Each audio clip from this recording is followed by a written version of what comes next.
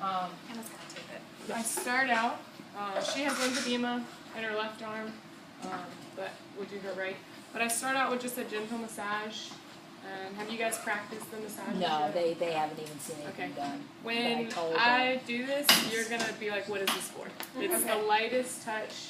It really, even when I do it to her, we sit there and go, "Does this really work?" That's what everybody says to me. That's a classic question. So, but basically, it's just a light massage. You want to start opening the lymph channels farthest away, and this is going to allow you to open those channels so that the fluid that's all the way down at the distal extremity can work its way back up.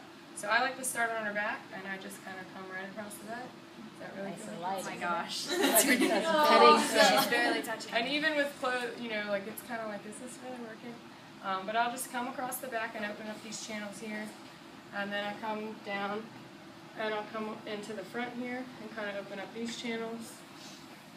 And normally, I think I do between 15 and 20, but for this purpose, I'll just kind of speed it up. 15 and 20 strokes? Okay. And that really opens up the channels. Yeah. Yeah. And so, did you guys get the pictures of the valves? Remember the picture with the valves? That's pretty much what that's doing. It's helping to open those valves and just, like I said, allow the lymph fluid to work through the valves. So then I'll come up to the arm and I'll just kind of come around and do some. And I like to come under. Yeah. And I told him you always try to stay away from where there's no, you don't want to push it toward where there's no lymph nodes. You want to push it toward the good side. So we know that in this case, if we were doing the right arm, her left arm most likely would be okay. So she'd probably have lymph nodes here. Everybody has their cervical lymph nodes. I mean, they don't take them out. So, those are going to collect. These are going to collect, okay? It's just where you push your fluid. You got to manually move it. If you, she is on her left side. So, but you had lymph nodes, she had lymph nodes removed here. So why is your pressing? Oh, I know we were talking about No, I'm pressing this way. Which direction are you pressing? It was down? We're going down the back. Okay. And then I'm still pressing this way. If I press up, it's going to go into her arm. Okay. So that's the way that they directed me at the clinic was you want to open up here and you want to open up here. She didn't have all of her lymph nodes removed from that area. So she has 4 lymph nodes. So she still has some lymph nodes there. So we definitely don't want to push anything up towards the arm because she doesn't have any, or all of these are already stressed and strained because they're full. So we're pushing just towards the chest. And usually then what I'll do is I'll go across this way, and then I'll go down here, I'll go on the stomach, I'll go across, and I'll go, and usually when I'm doing an upper extremity, I just stop at the abdominal area. I don't go down into the legs because I don't think there's anything wrong. I mean, I know I've got some good lymph nodes up above, so I'm just going to direct toward those. That's usually when I do a treatment. So same thing, you're just working down the arm, down the arm.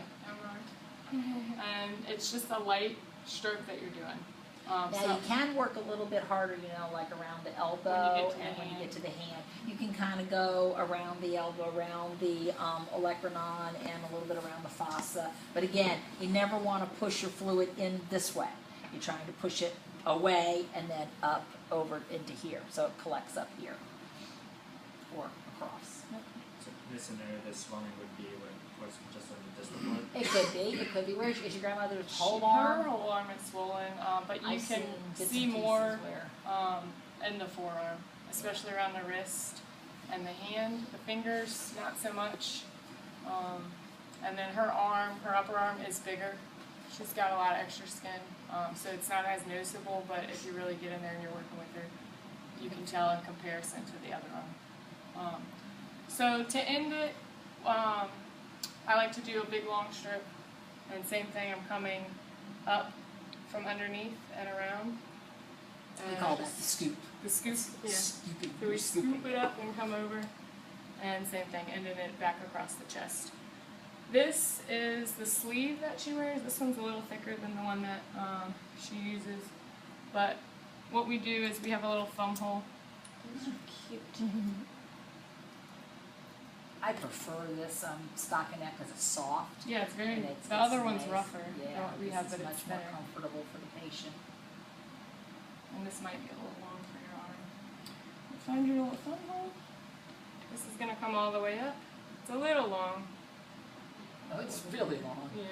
But I may use a leg, so I may do it on a leg. Okay. And Professor Devine actually taught me this technique. The way I was doing it before was a little different. But I come around the wrist to start my anchor. She's going to do finger wraps for you. And we do a finger wrap. So for this, I kind of let that go. And I like to start with the thumb and come around.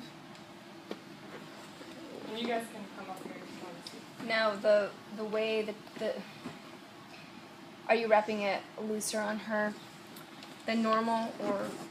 Yes. I'm not doing it like you would do an ace bandage. Basically, I don't even really tug that much. Yeah, I'm kind of just laying like it. that. I do my anchor, and as an ace bandage, you would kind of pull around. Yeah. I'm not even doing Because that. you're going I'm to do just that kinda when you doing learn this. the ace bandaging here, you know, because that's what you're going to you do on guys your checkoff. Your checkoff is going to be actually just wrapping ace bandages. You don't do any lymphedema wrapping for your checkoff. It's just ace.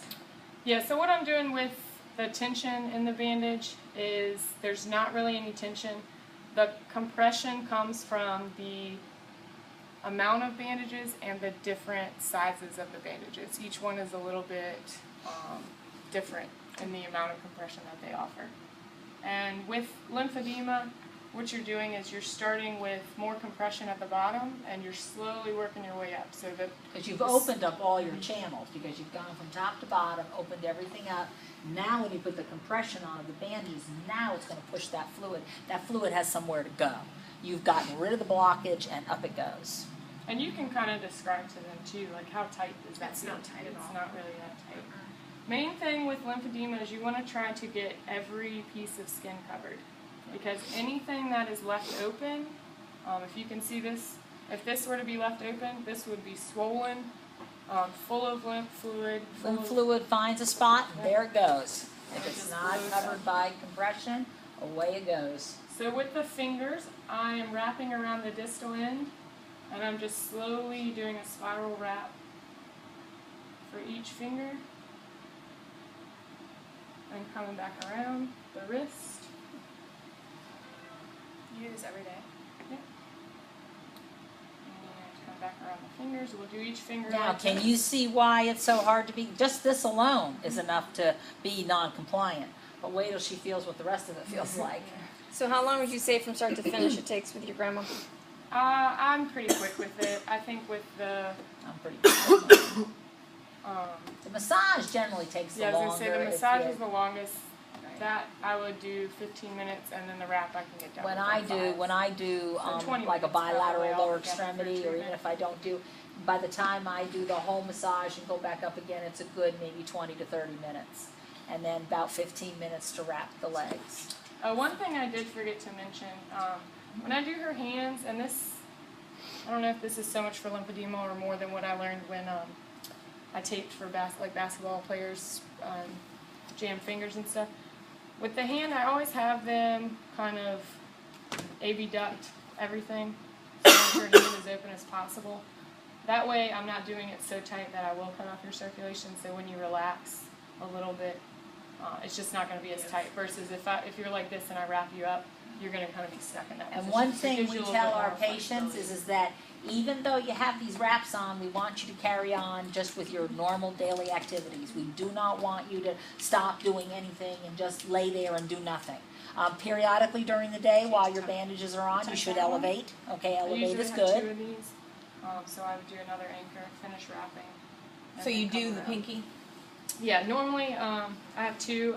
I'm sure I probably could have made this with 1, but I coulda. yeah, okay, she could have. I coulda. Professor Carroll taught me this technique using the fingers first. I was doing it a different way, but this leaves the palm open and kind of is just more comfortable, I think, for them Sure, 'cause versus you don't having have all that big this bulge. stuff, all this, And then- because you're going to be putting elastic. You're going to be You're putting the wrapping your ankle bandages around around the here. wrist here. So when I would finish, just this last finger would be covered, and this right here would be covered, and this and that. Yeah. So only thing that's open is going to be the tips of your fingers and your palm here.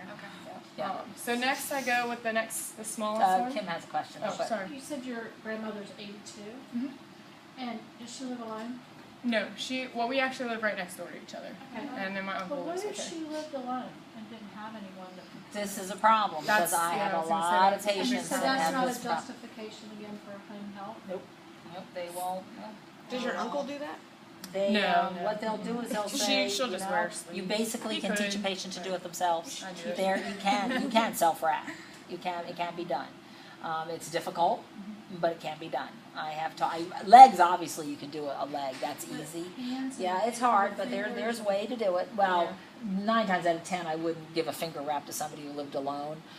But I could teach them how to do this, and I have had a lot of women that have done it. Their husband has come in and observed, or their kid has come in and observed, and they wind up doing it themselves anyway. I've had lots of ladies that have learned how to wrap by themselves. Real good, and they do a really good job. Do you find that you give people that live on their own, suggest to them the sleeves and the gloves, and if they need to do that? I do have one lady that lives alone, and she has a reed sleeve, and she alternates the reed sleeve. She also has a compression pump, which I told her I really don't like, but she doesn't Kinda use it too that much. often. She doesn't use it that often, but she alternates the reed sleeve, and she can't bandage because she's